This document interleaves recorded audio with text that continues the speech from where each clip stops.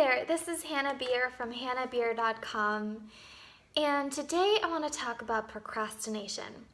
Have you ever thought to yourself, why the hell can't I stop procrastinating?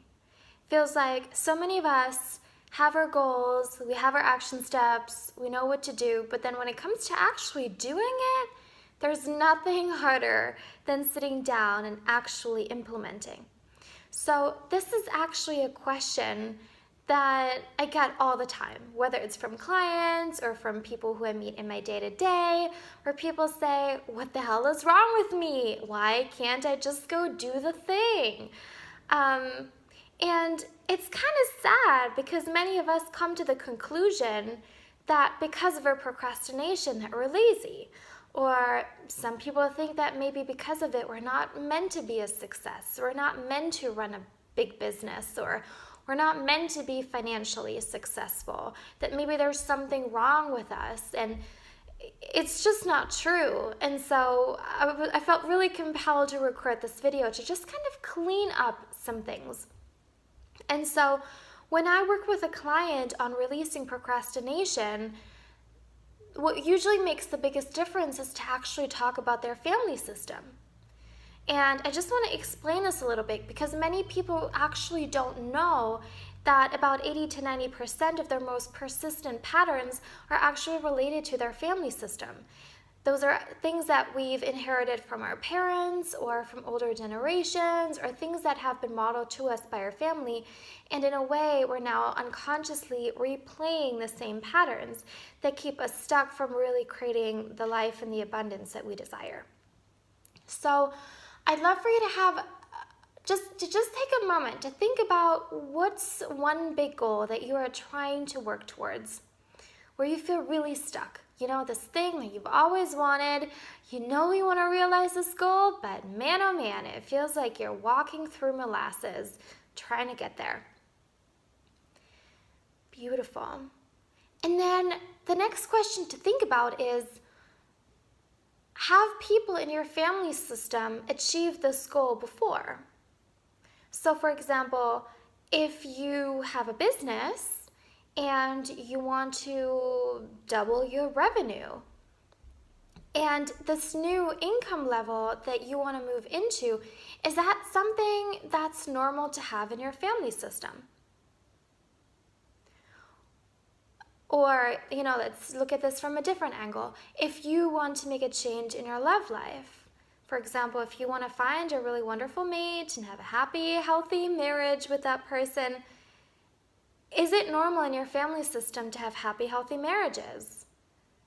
So oftentimes when we set big goals for ourselves, we set goals that would cause us to surpass our family system.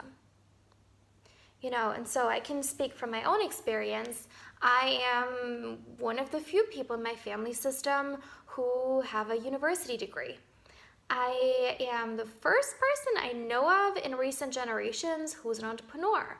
I'm also the first person who moved to a new country, and I actually did it several times over the course of my life, and who ended up being really happy there. So many of the big goals that I set for myself and that I have achieved are goals that were completely unheard of in my family system. And so as humans, our biggest desire, our biggest need is to bond with our family. There's no greater need that a human has, because in a way, without our family, we wouldn't be here. We wouldn't have the gift of life. And so there's a part of us that feels indebted to our family system, that wants to stay in line with what our family is doing. And so we're kind of recreating the same wealth set point that they have, which means that we don't allow ourselves to make more money than what's normal in our family system. Or we kind of have the same love issues that they have. Or we just kind of suppress our creativity because that seems to be something that people in our family systems do. And the interesting thing about this is that we actually do it out of love. We do it out of this desire to belong and because we want to be a part of our family system. And so if you feel like invisible hands have been holding you back and like no matter how hard you try, you just can't reach those goals, even though you have all the action steps and all the strategy you need to get there, Well, it may just be that out of love and loyalty to your family system, you're holding yourself back because you want to bond with them. So, if this is the case, something that I suggest is to really let this sink in and to acknowledge this. And then there's a little prayer that I give all of my clients and that you're welcome to do as well, which is you would just kind of picture your family system in front of you, all of your family members, and you can picture the people who are currently alive in your family system as well as the ones that have already passed away. And just kind of say, dear family system, I have all these goals and dreams, and I really want to make them a reality. It feels like out of love and loyalty to you, this deep desire to belong and this desire to be a part of our family, I've been holding myself back. I've been procrastinating, I've been doubting myself, I haven't been following through on what I said I was going to do. And it's been really hard on me. I realize now that by me achieving all those goals, I would be surpassing you. So, dear family, please help me know that it's safe, right, and good to surpass you. Please help me know that in doing so, that I'll be honoring you, not betraying you. Please help me know that it's okay for me to achieve all those goals even though you weren't able to, even though you didn't have the freedom and the abundance that I have now. And so it's really powerful to ask our ancestors for support and to bond with them in a little bit of a positive way. So as opposed to you bonding with your family members through having the same issues that they have, the same struggles, the same blocks, we kind of want to move you into a space where you're bonding with your family system in the positive, and they become the wind in your sails. They become the support system for you.